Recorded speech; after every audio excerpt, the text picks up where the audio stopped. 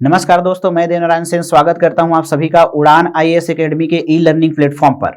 आगे बढ़ने से पहले आप सभी के लिए एक महत्वपूर्ण सूचना है।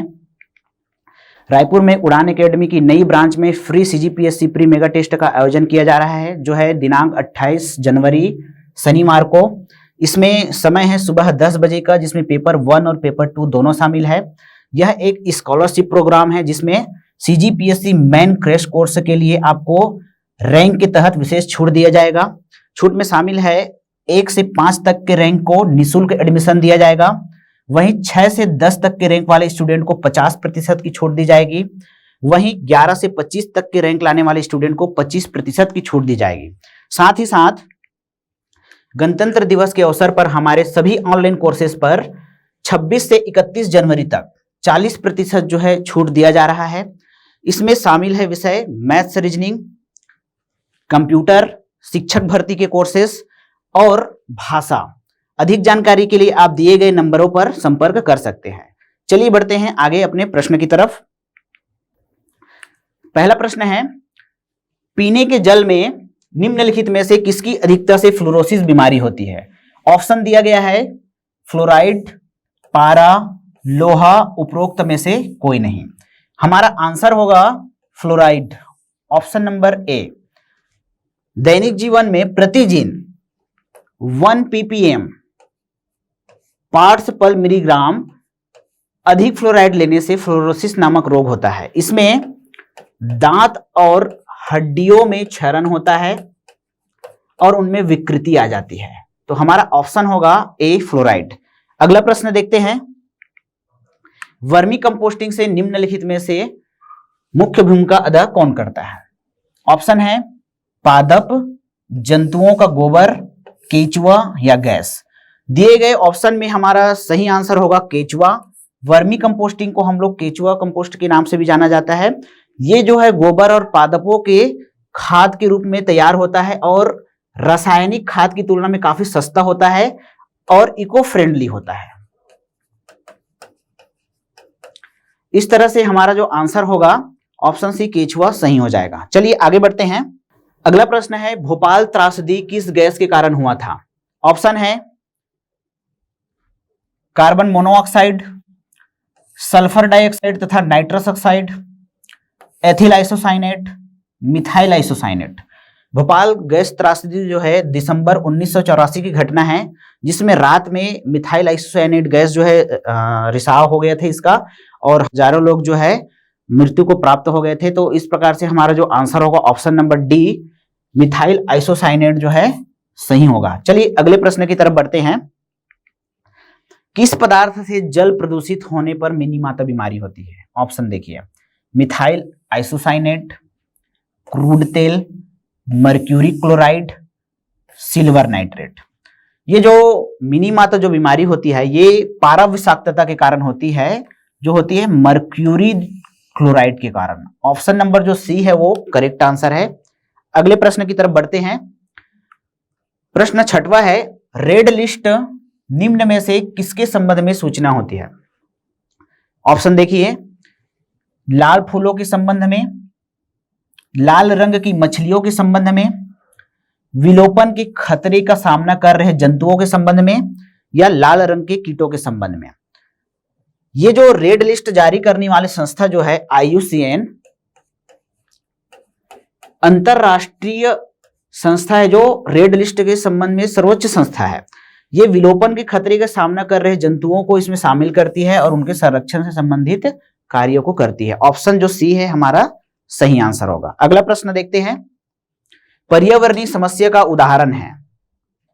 ऑप्शन है ओजोन स्तर का ह्रास, अम्लीय वर्षा, हरित गृह प्रभाव, उपरोक्त सभी।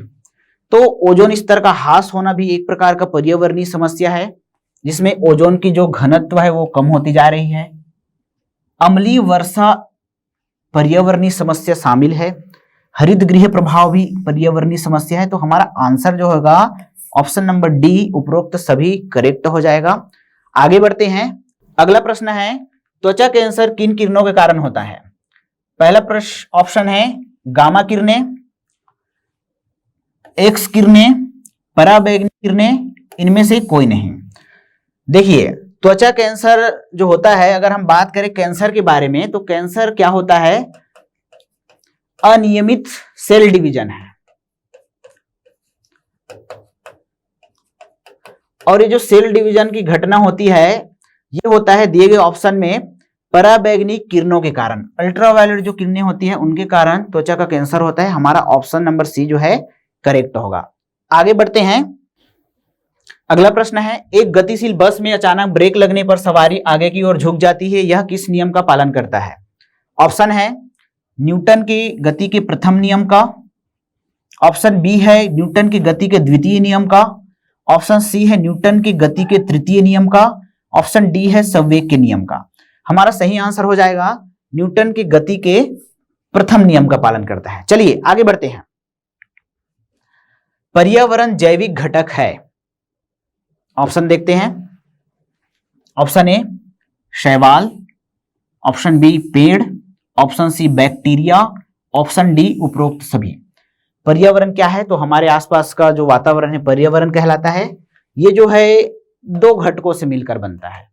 एक को हम लोग बोलते हैं जैविक घटक और एक को बोलते हैं हम लोग अजैविक घटक, जिसमें हम लोग निर्जीव वस्तुओं को शामिल करते हैं। जैविक घटक में हम लोग समस्त जीवित वस्तुओं को शामिल करते हैं, जिसमें पादप भी आ जाता है और जंतु भी शामिल है। इस प्रकार से हमारा ऑप्शन हो जाएगा ऑप्शन नंबर डी, उपरोक्त सभी। चलिए बढ़ते हैं अगले प्रश्न की तरफ। अगला प्रश्न है, कौन सा वायुमंडलीय प्रदूषक अम्लीय वर्षा का मुख्य कारण है? ऑप्शन देखिए, sulphur dioxide, oxygen, carbon dioxide, HCl या हाइड्रोक्लोरिक अम्ल। अम्लीय वर्षा क्या होती है? तो अम्लीय वर्षा जो है, जो वर्षा का जल होता है उसका प्रकृति जो रहता है प्राकृतिक रूप से उदासीन रहता है। उदासीन कहने का अर्थ है उसका पीएच मान 7 रहता है। जब उसमें सल्फर और नाइट्रोजन के ऑक्साइड मिलता है तब वो पीएच मान में वृद्धि कर जाता है। तब हम उस स्थिति में बोलते हैं वो जो पानी है वो अम्लीय हो गया है। तो ऐसी वर्षा होती है उसको हम लोग बोलते हैं अम्लीय वर्षा, जो होता है दिए गए ऑप्शन में सल्फर डाइऑक्साइड के कारण। चलिए अगले प्रश्न की तरफ बढ़ते हैं।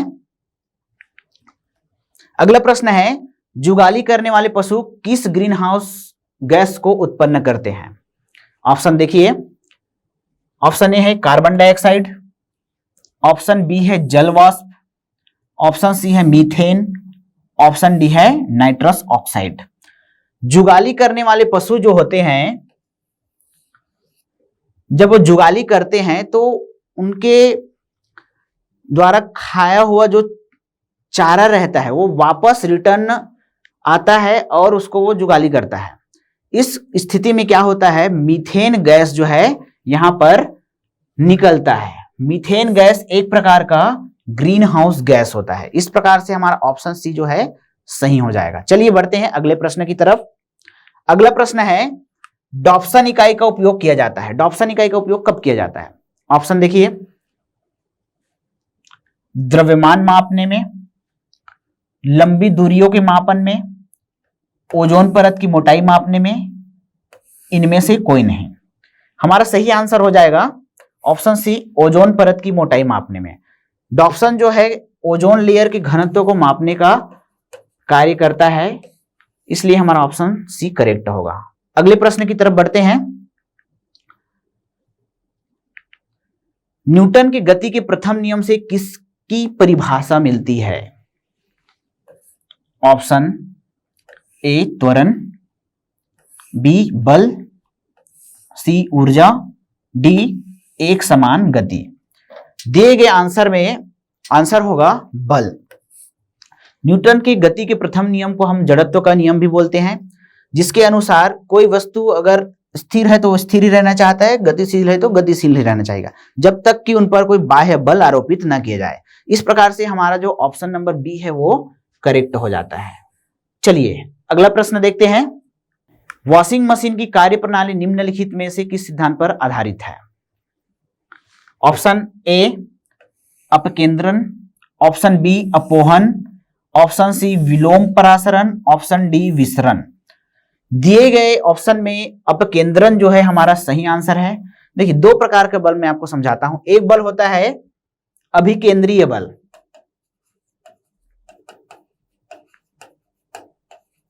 और एक बल होता है अपकेंद्रीय बल। सबसे पहले हम समझते हैं अभिकेंद्रीय बल क्या है। जब कोई ऑब्जेक्ट वृत्ताकार पथ में गति करता है, या मैं बोलूं कि एक पत्थर बंधा हुआ रस्सी को मैं घुमाऊंगा चारों तरफ गोल गोल, तो एक बल जो है बाहर से केंद्र की तरफ कार्य करता है, और एक बल जो है केंद्र से बाहर की तरफ कार्य करता है। तो जो बल बाहर से अंदर की तरफ कार्य करता है उसको हम लोग अभिकेंद्रीय बल बोलते हैं, और जो बल अंदर से बाहर की तरफ कार्य करता है उसको हम अपकेंद्रीय बल बोलते हैं। तो वॉशिंग मशीन क्या करता है? अपकेंद्रन के द्वारा अपना कार्य करता है। तो हमारा ऑप्शन ए जो है करेक्ट हो जाएगा। अगला प्रश्न देखते हैं। मुंह का पीएच मान कितना होने पर दांतों का क्षरण प्रारंभ हो जाता है? ऑप्शन देखिए, पीएच मान 5.5 से कम होने पर, पीएच मान 6.1 हो तब, पीएच मान 6.6 से अधिक होने पर, पीएच मान 7.2 से अधिक होने पर। देखिए, जब भी कभी माउथ का पीएच 5.5 से कम होता है तो दांतों में जो है सड़न प्रारंभ होता है, कैविटी स्टार्ट होता है।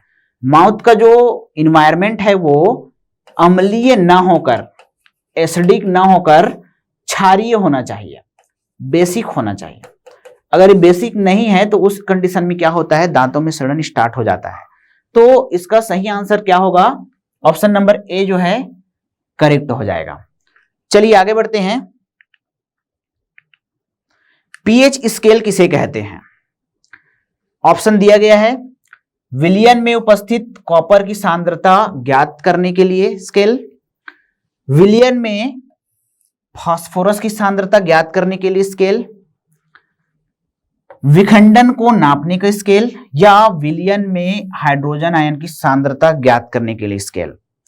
पीएच स्केल क्या होता है? एक्चुअल में 0 से लेकर 14 तक के नंबर का एक स्केल होता है, जिसमें 7 नंबर उदासीन बिंदु होता है, और 7 से आगे बढ़ने पर क्षारीयता में वृद्धि होती है, और 7 से पीछे चलने पर अम्लीयता में वृद्धि होती है। तो ये जो स्केल है, सोरेनसन नामक वैज्ञानिक ने इनका सुझाव दिया था, जो हाइड्रोजन आयन की सांद्रता पर क्या करता है? कार्य करता है। ऑप्शन नंबर डी जो है हमारा करेक्ट आंसर हो जाएगा। आगे बढ़ते हैं। निम्नलिखित में से मिश्रण है, मिश्रण कौन सा है हमें बताना है। ऑप्शन ए देखिए तांबा, ऑप्शन बी पीतल, ऑप्शन सी जस्ता, ऑप्शन डी सोना। यहां पर हमें मिश्रण कौन सा है बताना है। तो देखो, यहां ऑप्शन बी जो है पीतल, ब्रास जो है एक प्रकार का मिश्रण है जो तांबा और जिंक के मिश्रण से प्राप्त होता है। इस प्रकार से ऑप्शन बी जो है करेक्ट हो जाएगा। चलिए आगे बढ़ते हैं नेक्स्ट प्रश्न की तरफ। अगला प्रश्न है, निम्न में से कौन द्रव धातु है? ऑप्शन दिया गया है ब्रोमीन, जल, मरकरी, फास्फोरस। बहुत ही सरल प्रश्न है, आंसर होगा इसका मरकरी। ऑप्शन सी जो है करेक्ट हो जाएगा। अगला प्रश्न देखते हैं। निम्नलिखित में से किसके द्वारा दूध खट्टा होता है? ऑप्शन देखिए, वायरस, बैक्टीरिया, निमेटोड, प्रोटोजोआ। दूध जो है खट्टा होता है वो बैक्टीरिया के द्वारा होता है, जिसको हम लोग बोलते हैं लैक्टोबैसिलस।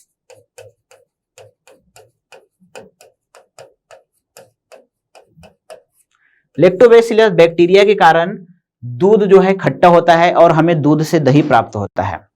चलिए आज का सेक्शन यहीं तक कंप्लीट होता है। मिलते हैं नेक्स्ट सीरीज में। धन्यवाद।